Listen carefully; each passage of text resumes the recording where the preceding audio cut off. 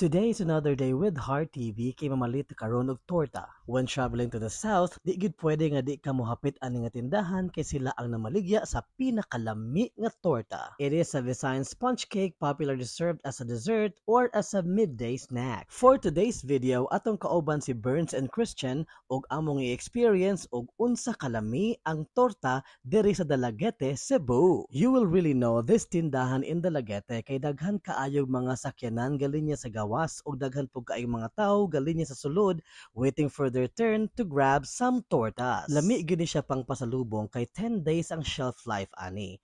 Gawa sa torta, napud sila laing mga baligya sama sa tostados, buko tart og empanada. And finally, giputos na gini kuya ang atong order. We bought half a dozen of torta and a pack of pulveron. Mauday ni siya ang torta og excited na ko nga tilawan siya. Ato na siyang abrihan mintras init pa og ato ang tangtangon ang papel kay basig atong maapil og kaon. Galaway na gid ko ay and it's time to make ingkit na. And lami gid ay siya.